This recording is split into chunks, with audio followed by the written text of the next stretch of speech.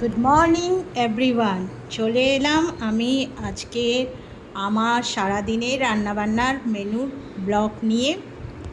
তো আজকে আমার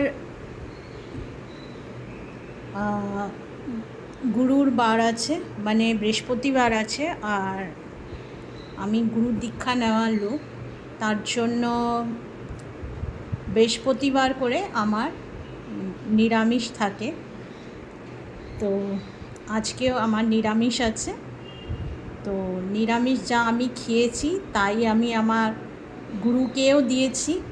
আগে গুরু খেয়েছে, তারপরে আমি খাবো। তো চলুন শেয়ার করি, দেখা যাক কী কী রান্না করেছি নিরামিষ, আর কে কে আজকের দিন নিরামিষ খান, আর কার কার আজকে গুরু দীক্ষা নেওয়া আছে কমেন্টসে বলবেন, আর খুব খুব খুব ভালোবাসা দেবেন। তো চলুন স্টার্ট করবেন।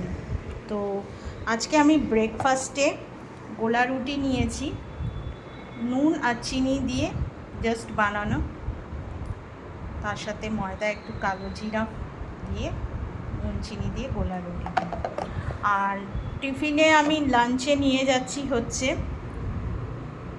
উচ্ছে ভাজা, কাঁচা লঙ্কা, আলু, উচ্ছে, কালো জিরা ফোড়ন দিয়ে উচ্ছে ভাজা, আর গোবিন্দভোগ চালের ভাত, তার সাথে একটু ঘি আছে।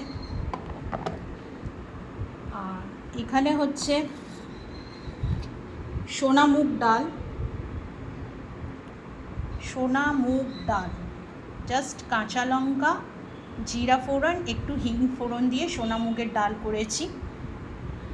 আর এখানে হচ্ছে আমার পটল আলু কষা, এটা শুধু আদা জিরে কাঁচা লঙ্কা বাটা দিয়ে করা হয়েছে। তো এই হচ্ছে আমার আজকে লাঞ্চ মেনু। আর রাতে খাবো হচ্ছে আমি এখানে ঠাকুরের জন্য আলু ভেজেছিলাম, আলু আছে, একটু উচ্ছে ভাজা আছে, একটু বেগুন ভাজা আছে, এটা ঠাকুরের ভোগ যেটা আমি রেখেছি, এটা আমি রাত্রে খাবো। আর তার সাথে আছে এখানে পটল আলুর তরকারি, আর তার সাথে আছে এখানে পাকা আম, আর তার সাথে এখানে হচ্ছে মুগের ডাল।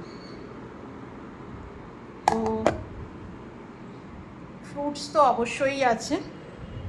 তো এই হচ্ছে আমার আজকে সারাদিনের রান্নাবান্নার মেনু।